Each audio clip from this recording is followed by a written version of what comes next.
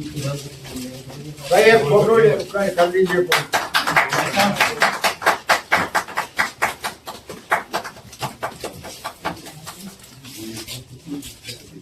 सब लोग आ जाएंगे फोटो में? ये सब तो नहीं आ पा रहे हैं। लेकिन अहम भाई ये इधर अहम लोग हैं ये। हाँ, ये आ गए, सब अहम आ गए। अहम के साथ हम गैर अहम भी आ जाए। हम जैसे गैर अहम भी हैं। सब आ गए। शुक्रिया हजरात। क्योंकि हमारे सदर मोहतरम डॉक्टर शमशेरपाल साहब अपनी मसरूफियात भी हैं, उनकी NCPL की फाल बना रखा है और इनकी तबीयत भी कुछ नासाज है, तो तरीका तो ये था कि इजहार ख्याल सब लोग करते और सरदार की कलमात बाद में होते, ये हमारी हिदायत है। लेकिन क्योंकि उन्हें तशरीफ ले जाना है, इसलिए मैं पहले उनसे ही दरख्वास्त करूँगा कि वो 2 कलमात सरदार से हिदायत करना। बैठ के ही बोलो। हाँ बैठ के। शुक्रिया असदुल्लाह साहब, इस वक्त में तशरीफ फरमा मस्जिद मेहमान डाइस पर तशरीफ फरमा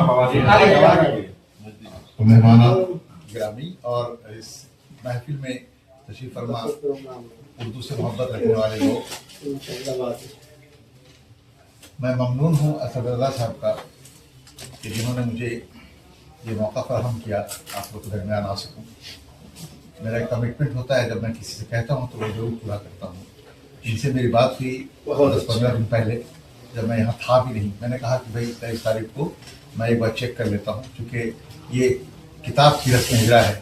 किताब का कोई ऐसा मौका नहीं होता है जब अगर मुझे बुलाया जाए और मैं वहाँ हाजिर नहीं होता हूँ। मेरी पूरी ज़िंदगी इसी में गुजरी है, तो मुझे ये लगा कि आप लोग के दरम्यान में कुछ वक्त मैं गुजारूँ और मुझे अच्छा लगेगा कि कुछ सुनूंगा भी। लेकिन इत्तेफाक से नहीं, सेकंड हाफ में मेरी तबीयत कुछ नासाज हो गई, तो मैं आ तो गया जरूर टाइम पर। लेकिन बहरहाल असद रजा साहब के बारे में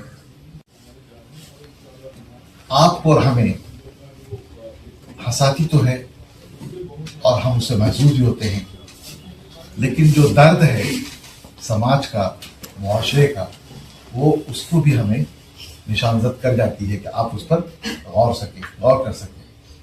असद रजा साहब का मामला ये है कि बैक वक्त सहाफ़ी भी हैं, शायर भी हैं, बच्चों के लिए लिखते हैं, अच्छे मुतर्जिम भी हैं।